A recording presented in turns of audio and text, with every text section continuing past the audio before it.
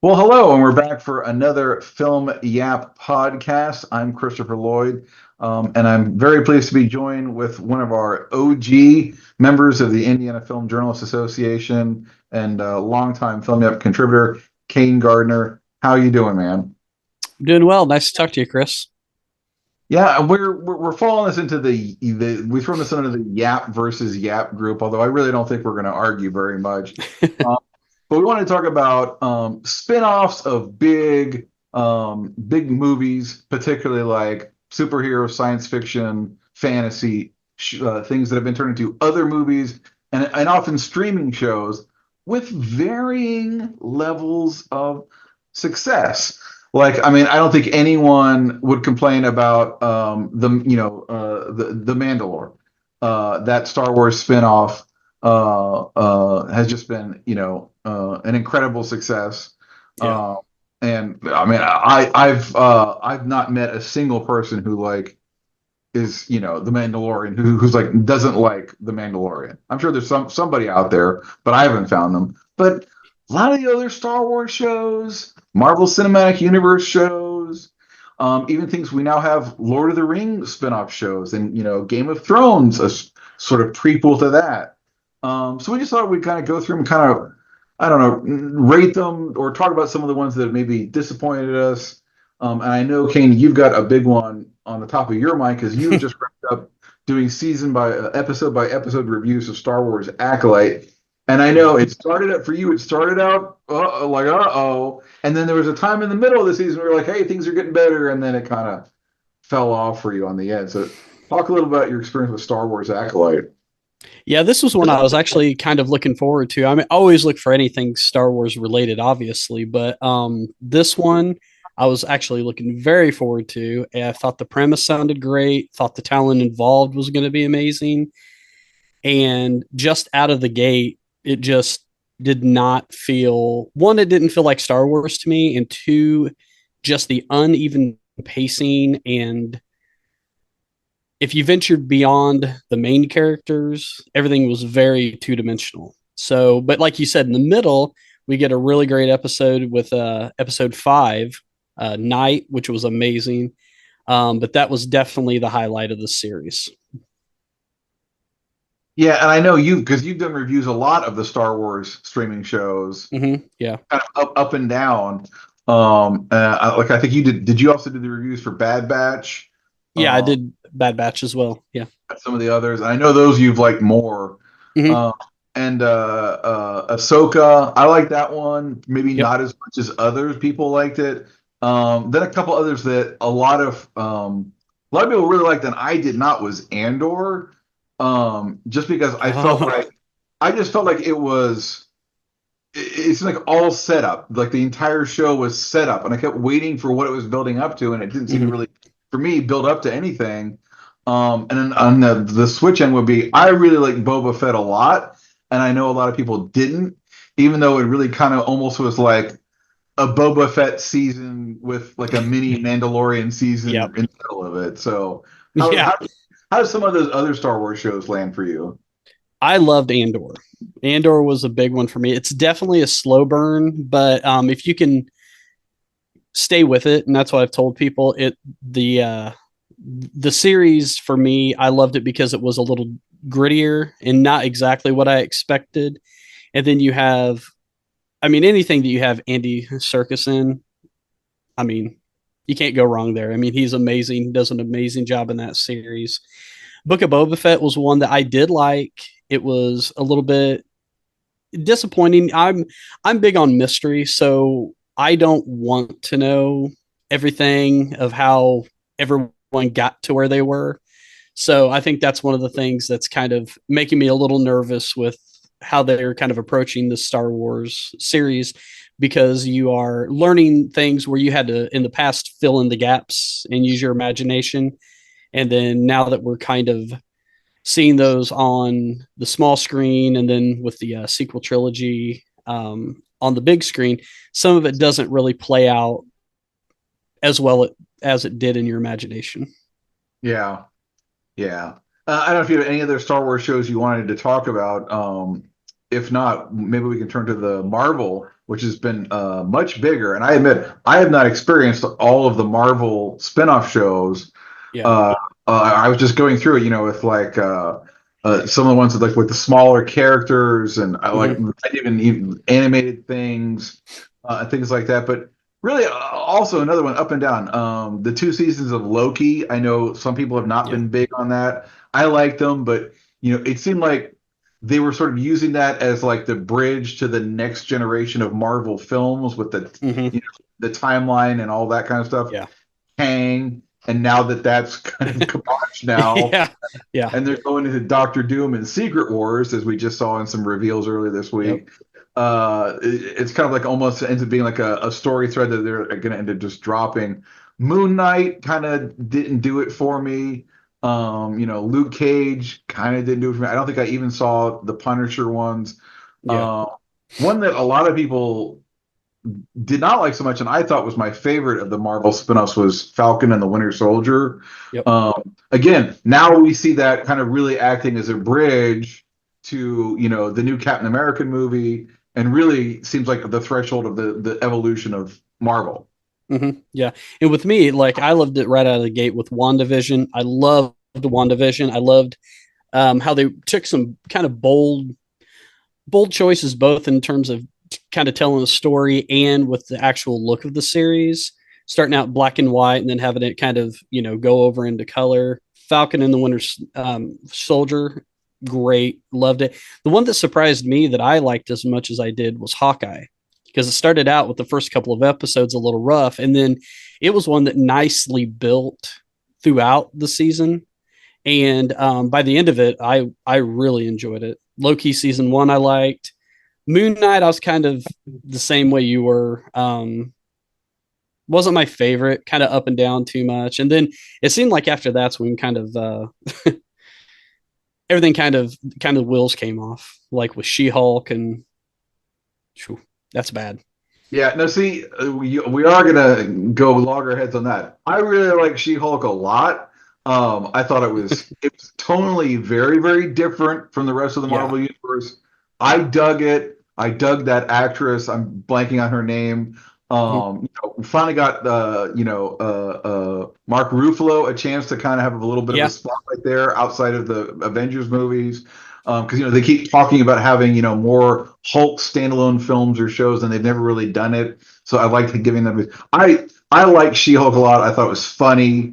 I liked how they were deliberately playing with the expectations of fans and saying Oh no, we're yeah. going to be completely different. And a lot of people were turned off by that, but me, I liked them trying something different, and I thought it worked.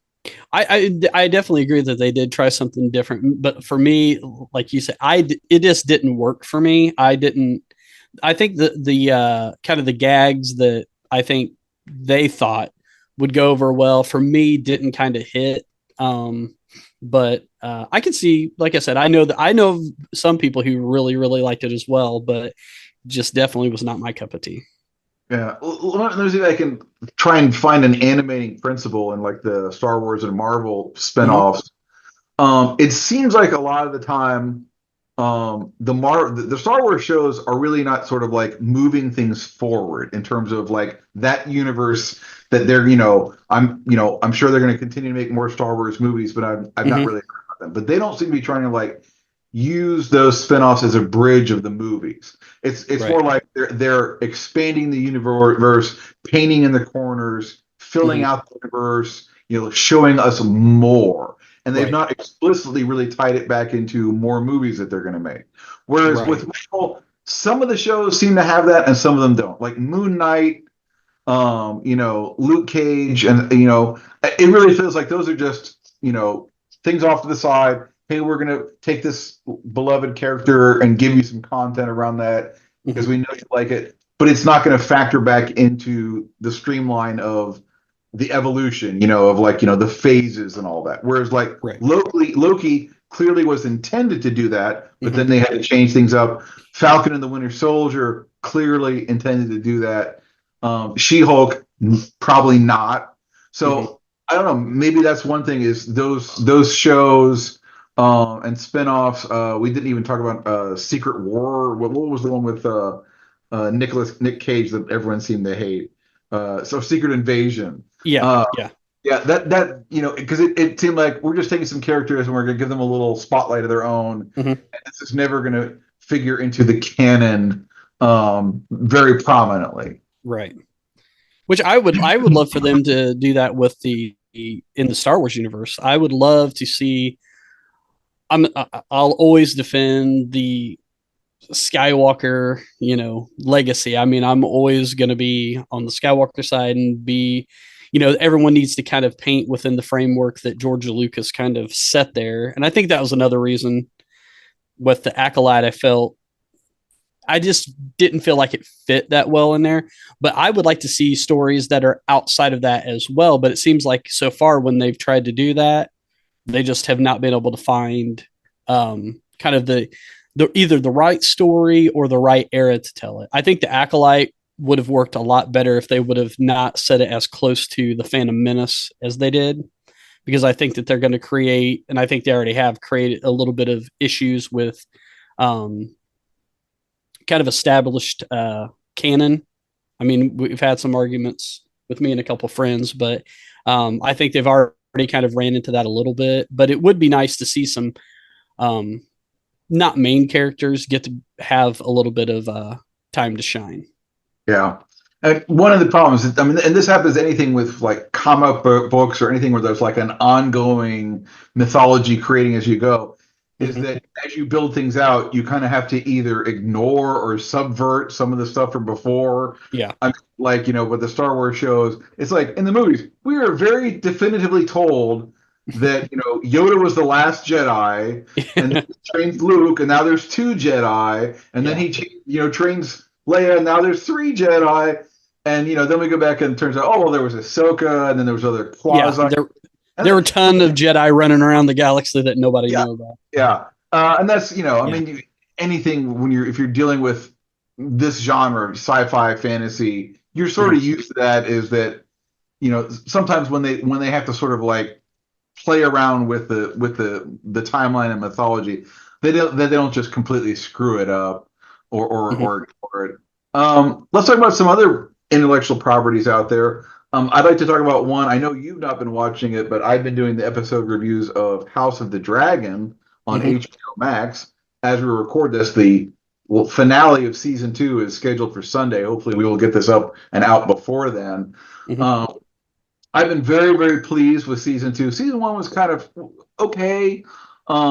It seemed like lots and lots and lots of setup, almost soap opera esque, in that we were dealing all these different factions, lots of talking, not a lot of fighting, much less sexposition. I think they were very conscious about trying to tone some of that stuff down that got critiqued from Game of Thrones. But I've been very pleased with season 2. Some of the pacing stuff a little off. Mhm. Things that they could have covered over the course of 2 episodes, they end up having to stretch over 4 episodes just because Matt Smith is the top billed actor, and you can't just have him disappear for 3 episodes. Um, Right. but and I'm slight spoiler warning. I'm not going to spoil, but the episode 4 of this season was I wrote in my review, the red wedding of the original Game of Thrones. It's that moment where just like there was the before and the after, like the entire show changed after that, and it was just such a bold piece of storytelling that's the moment where I really felt like Game of Thrones established its own identity in the sword and sorcery genre, and it wasn't just a spin-off of Game of Thrones. And I think that's the hard part is, since Game of Thrones was a show and now we've got another show, it doesn't have that, movies versus like it always feels like streaming shows have to kind of tuck under Mhm. movies as being the bigger umbrella. And I think maybe that's why I thought the second season of Game of House of the Dragon, and I think I've been using House of the Dragon and Game of Thrones interchangeably there. I apologize for I'm talking about House of the Dragon. Really just established its own identity, and that's a great thing to see. Where it's like a show comes into its own and is no longer just a prequel or a sequel or a spinoff of the other thing. I'd like to give it a watch. I watched my claim to fame around my workplace is when the final season of Game of Thrones was coming out, I had not watched a single episode of Game of Thrones. And so I went and binge watched it and got caught up as quick as I could. I was having to have everyone around me help keep characters straight and situations straight. And I ended up watching the final season, and I have not seen the final two episodes of the final season of Game of Thrones. I would Yeah. have watched it so much that I was just so burnt out. I mean, I loved it, but I was so burnt out. I just never. So I legitimately have no idea how Game of Thrones ends. I've of course been told here and there, and then I'm always like, "Don't tell me. I want to get to it at some point." Still have not got to it. See, I like Game of Thrones and how it ended. If anything, I felt like that last season, which was like really two seasons split into two, and there was, gosh, I want to say there was a big gap between them. My only really complaint was I felt like they was kind of like in a hurry. Usually I'm Yeah, the guy that said like, hurry up and pacing, come on, you're doing this in 4 episodes. It could have been two, and I felt like that last mini season. It felt like they were in a hurry to get to the end, and I was like, guys, you could easily have, put another full episode in here to breast that. I do encourage you to go see it because yeah. I thought it ended a lot better than other people. And That was and yeah, the that was other the thing out there was that everybody out there was complaining about how it ended. So I'm yeah definitely going to give it a watch. yeah. And the other interesting thing with Game of Thrones and now House of the Dragon is these didn't exist as movies previously, but as books. Hmm. And the weird thing, I think unprecedented in the intellectual property world, of where you have a book series that starts and then they make a show, and even though the show was spread out over, what was it, like 9 or 10 years, Hmm.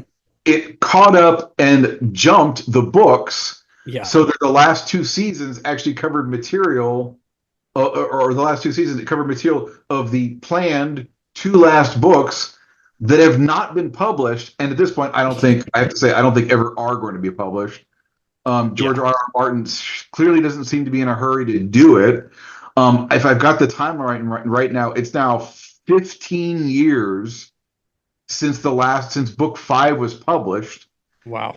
and given his age and everything else, are we going to ever see books six and seven? Maybe six, certainly not seven. I don't think so. To the point where he's clearly became interested in other projects, to the fact that he went and wrote a whole other book that then became the basis for House of the Dragon. Yeah. I forget what it's called. Fire and what is it called? Let me look this up real quick. Uh, Sorry, folks, I should have looked this up before. Fire and Blood. So, he stopped writing the Game of Thrones books, went ahead and wrote a whole other book that became a whole other show. And maybe now that show has two more seasons left and will conclude, then he'll come back and finish writing the Game of Thrones book. I don't know. But let's turn to a couple of other properties that I wanted to mention, which was in the fantasy realm. Also, two other big names out there, of course, are Lord of the Rings and Harry Potter, which have had their Hmm. own spin-offs. Harry Potter had its spin-offs in the form of Fantastic Beasts, its own trilogy, which Yep. I have not cared for them. Nope. Um, J.K. Rowling actually wrote the screenplays for them, so they were not based on books. She wrote original screenplays for those, and I don't think she's a screenwriter. I don't think she understands. I mean, writing books and screenplays as original stories is a completely different thing, and I don't think she really has the grasp of that. I think she should have pulled a George Lucas and just say, "I will give you the ideas and the inspiration, and then hand it off to actual screenwriters to do." Yeah. Yep. So I don't know if you have any opinion on the Fantastic Beasts movies.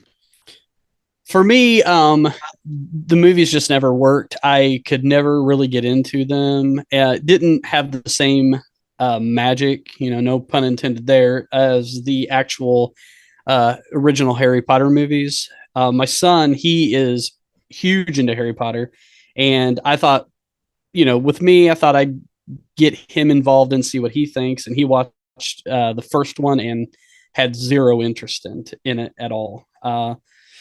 It's like you were saying, I think that for as amazing a job as J.K. Rowling did with the books, definitely did not translate well into the actual screenplays for the movies. Yeah, just I'm not trying to be mean. It's just that screenwriting is a completely different skill set. Mm-hmm. Um, and one of the biggest problems is when your main character is usually the least interesting person on the screen. Yeah. That's kind of what it ended happening with Fantastic Beasts. I thought was he was just kind of a drip, Mm-hmm. and was a very compelling character, and didn't have his own big story arc to tell like Harry Potter did. So yeah, I think that's an example of a spinoff, if you will, that didn't work. And I'm trying to remember what's next for Harry Potter. I know they did a big video game, um, but I can't recall if there's other like shows or movies planned. I wanted to say I read something about that.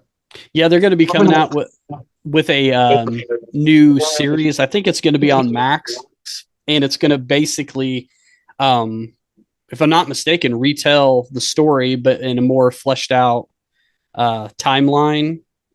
And then I also know that kind of in another format, the on Audible, they're actually coming out with complete cast versions of all the original books.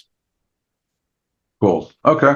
Well, that's good to hear. I was never as high on Harry Potter as I was on Lord of the Rings, but of course, Lord of the Rings Mm-hmm. was like, my touchstone. Like, I read The Hobbit when I was 7. Oh wow! Um, I started reading Lord of the Rings when I was 8. It was a little too past me. I don't. I think I kind of stopped after halfway into Fellowship of the Ring, and I took it up again when I was 9 or 10. But Mm-hmm. still, like that's and then like Dungeons and Dragons and all that video games, like that was almost like my lodestone of becoming a nerd who loves all this stuff. Yeah. I love the Lord of the Rings original trilogy. The rare movies where like even the director's cut extended versions. I'm like, yeah, yeah, yeah, give me more. I make them 4 hours each. I don't care. Um, and so we really kind of had, I think, two spin-offs of Lord of the Rings. The first being the Hobbit movies, even though Mm-hmm. those were a prequel. That was an interesting thing because I liked them, but I really thought it was overdone in terms of taking I think 269-page book, Mm-hmm. at least in my paperback version that is I have still have from a boyhood that's barely not falling apart, and turning that into 3 3-hour movies. Yeah. And I just thought I was like, man, it's just too much. And they had to just invent all sorts of stuff, all sorts of side characters. Let's bring back Legolas and toss him in there, and give him his whole arc within that. And I liked it, but that almost felt like too much. Whereas like the Lord of the Rings movies, I was like, yeah, you can't give me enough. Like I still want to see the purging of the Shire, uh, and Tom Bombadil. Yep. I didn't need to see the bloated expanded universe version of The Hobbit. Yeah. And I don't know what your take on The Hobbit was. Same thing. It was one of those where I think that if they could have contained it to a movie, it would have been amazing because they could have done so many things with it. But when you feel that you have to make it into a trilogy and have to insert all of the extra stuff and everything, it just ends up weighing it down. I mean, a story that should move very, very well and honestly swiftly, just it gets so weighed down that it feels like a sludge trying to get through it. Yeah, I mean, The Hobbit was explicitly written and intended as a children's book. Yeah. And I think and then he came along and did The Lord of the Rings, which was like his grand masterpiece. It's like the much deeper, more adult, Mm-hmm. deep, just very steeped in mythology, very much intended as a adult book. And then I think when they try to kind of take the MO of the Lord of the Rings movies and graft that onto The Hobbit, I think you said it best. It just made it too heavy. It was Mm-hmm. too much. Yeah. Yeah. Yep. Well, we'll wrap on the another spinoff, which is the Rings of Power on Amazon Prime. So that it's funny, it and House of the Dragon have kind of been like almost in competition. They actually end up debuting for season one almost within I think within a week or so of each other. And they wisely somebody blinked in the game of chicken, and so now House of the Dragon wraps up this Sunday, and I think end of August, Rings of Power comes back for season two. Looking forward to it. Hmm. Again, that's sort of then going deeper into the existing Tolkien mythology, adding more things, building it out. Um, I guess I kind of felt like about the season one of that, about the way I did of season two of Game of House of the Dragon. It was good. It was solidly good. I didn't fall in love with it. Other than the music, something I don't think gets talked about much is the original score that they came up for season one of the Rings of Power is just magnificent. I actually paid money for the CD version of it, and I keep it in my car and I put it on sometimes. It's just amazing. Um, but uh, but yeah, I'm hoping they can build more in season two of Rings of Power because it did feel like a lot of setup, a lot of setup. We've got so many characters, so many storylines to introduce, and we're just spending so much time on setup that it didn't feel like it got to that point of crisis, which I felt like House of the Dragon reached its big, point of crisis, that before and after moment of a movie or show. Hmm. That's my hope for season two of Rings of Power. And that is one that I've been meaning to get to, and life keeps getting in the way at times because I love, as we were talking earlier, I love the Lord of the Rings and not so much the Hobbit movie. So it would be nice to revisit something else within that kind of universe. Yeah, and I'll be interested. I mean, I don't think they're. I mean, really, with I mean, people used to joke like, well, they're not going to make a movie or movie version of the Silmarillion. Well, with Rings of Power, they're kind of taking stuff from there. That mythology. I mean, Tolkien created such a huge mythology that you Mm-hmm. could literally make movies and shows about it for the next 100 years. Just Yeah. pulling out, individual stories from, unfinished tales and things like that, and you can make a whole show or a movie about it. But the question is like, when something that has existed and it's become just so immersed in our pop culture, it's like, to me, when you feel like you're building upon it and moving forward, Mm-hmm. that's when you have success. And when it feels like you're just sort of like just exploiting the IP just to make more money, which I think we've seen in some of these shows that we've talked about. It was just sort of like, Yes. let's give somebody a paycheck. Let's give somebody something to do. Let's take this character and dust them off and give them a show just because we know people will watch it. I think Mm-hmm. that's where some of these things falter. Yeah. Well, and that you talking about throwing money at stuff that I'm still trying to figure out how, going back to the Acolyte, I'm still trying to figure out how the Acolyte had $180 million budget with what you saw on screen. Yeah, Some of the CG was terrible, and some of the sets, I mean, it literally looked like community theater at times. I mean, you could tell that it was a set, and for that much money, which I think it broke down to like 21, 22 million an episode, it should not be looking like that. So I'm still trying to figure out where that money went on that series. yeah. And just to end, I'll toss in one more that I forgot to include. It was Willow. Remember the Willow show? Yep. I love Willow the movie. That was, I mean, Yep. yes, it's kind of kitschy and things like that, and going back to our childhood. And then I saw the show, which I had such high hopes for, and it Mm-hmm. just looked so cheap. I mean, Yeah. even like the backgrounds and costumes, I was just like, I mean, this looks like, I mean, I've seen cosplay costumes and props that look better than this. So Yeah. yeah, that's another one that didn't meet the mark. Well, hopefully this podcast did meet the mark for you. We certainly enjoy doing them for you. Caine, thanks so much for joining me. Thanks for having me. And until next time, we'll keep our rings of power and our swords and our everything else geared and ready for the next big show or mythology or science fiction thing. Because even when we complain, gosh, I love this stuff and I never get tired Yep. of it. Absolutely. Thanks, everyone.